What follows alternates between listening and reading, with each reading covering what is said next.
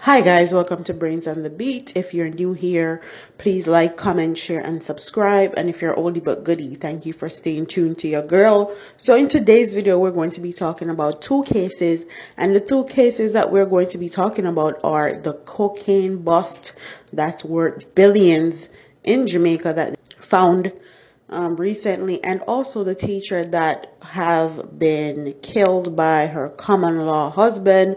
So let's get into these stories. A release from the Corporate Communications Unit of Jamaica Constabulary Force said that Jamaica Defense Force Coast Guard handed over 1,193.2 kilograms of cocaine to the narcotics police after an anti-narcotic operation about 60 miles south of Moran Point in St. Thomas on Tuesday, July 30th. Reports are that about 5:45 p.m., the security forces detected and seized 50 bales containing 998 parcels of white substance resembling cocaine. Was arrested in the connection with the seizure. The seized drug is said to have a street value of over Jamaican $1.5 billion.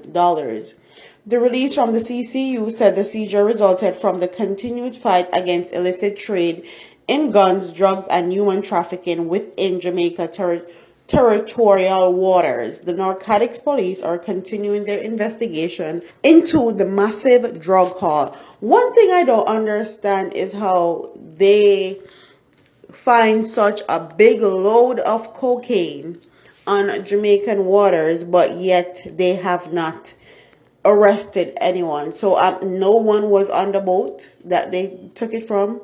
No one is responsible for this drug. They just got an anonymous tip that there's going to be $1 billion worth of cocaine on a boat floating in Jamaican waters just like that. Honestly, I don't believe that.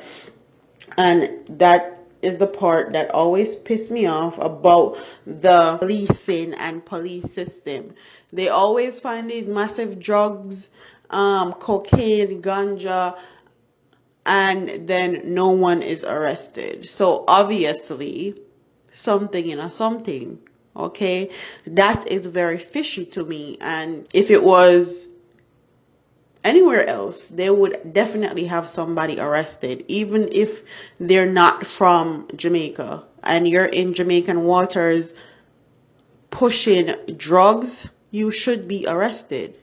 But anyway, tell me what your thoughts are on that. Do you think that's something fishy that they found billions of dollars worth of cocaine, but no one haven't been arrested?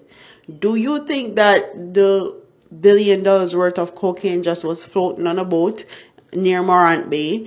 Or do you think people were on it, but they let them free and there were actually more cocaine and they probably stole it and just gave the JCF and JDF what they wanted? Anyways, tell me what you guys think about that. The next one we're going to be talking about is another female teacher killed. And it says, the Portland police are searching for a person of interest behind the killing of female teacher at her house on David Lane in Port Antonio in the parish on Tuesday morning. The deceased woman has been identified as 29-year-old Latoya Hill, alias Trish. She was a teacher at Sabina Preparatory School in Port Antonio. The man being sought for her killing is said to have been her boyfriend. It is reported that an argument developed between the couple at their home sometime after midnight on Monday. It is further reported that the man was later seen attempting to put Hill's body into a motor vehicle, but his attempts failed in circumstances and he fled the area. The police were alerted, and upon their arrival, Hill's body was seen with a bag over her head on the roadway. The scene was processed and she was taken to the hospital where her death was confirmed. Investigators believe her death was caused by blunt force trauma to the head. Blood was also evident on the toilet and floor of the bathroom inside the house which the couple occupied. Hill's murder followed the gruesome shooting death of Bishop Gibson High School teacher 43-year-old Carol Davis Campbell at her home in Melrose District in Manchester on July 9th. The Manchester police reported that just before midnight, a gang of armed hoodlums barged into the teacher's home while she was in bed with her husband. The gunman reportedly demanded money, and when none was forthcoming, the thugs opened fire and shot Davis several times, and her husband reportedly escaped unharmed in the incident. Quite frankly, in Bishop Gibson's case, I don't believe that. No man is just going to come in your house, gunman, and demand money, and you say no, and going to shoot the wife and not shoot the husband. That one day don't make no sense to me, and that's why I didn't cover it, because of that reason. But as far as this lady is concerned, I saw the gruesome pictures of her body just laying on the side of the road, and it seems like she was a bit too heavy for the man to put in the car and dispose of her body. I can't seem to fathom why these men choose to take these domestic issues so far and actually kill these women. If you guys have a disagreement, leave. If you guys can't be together because of cheating, whatever the case may be, leave. It's not worth it. And also, one thing I have to say is that Jamaican women are losing their morals. Jamaican women never used to believe in a side man, cheat upon them man, and all these things. But now it's very prevalent in our community and in our country and in our females. That's the moral they have picked up, and it's causing a lot of them to die. I'm not saying that men have a right to kill women, but some of these women be doing some dirty stuff, some grimy stuff, and then it causes their lives to end.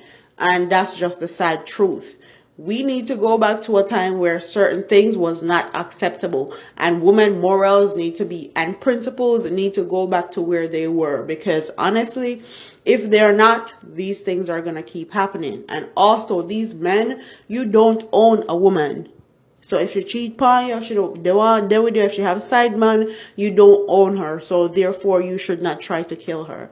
Leave her alone if the relationship is not working. Comment what your thoughts are on the Gibson situation where the gunman came in, demanded money, but shot her and didn't shoot her husband. Do you believe that story? Because quite frankly, I don't. What do you think is the cause behind this teacher being killed in Portland? Because they say there's two sides to every story. What do you think, or what can you speculate? What is your theory as to why this man killed her? Like, comment, share, and subscribe. Leave your comments in the comment section below, and I'll see you in the next one. Deuces.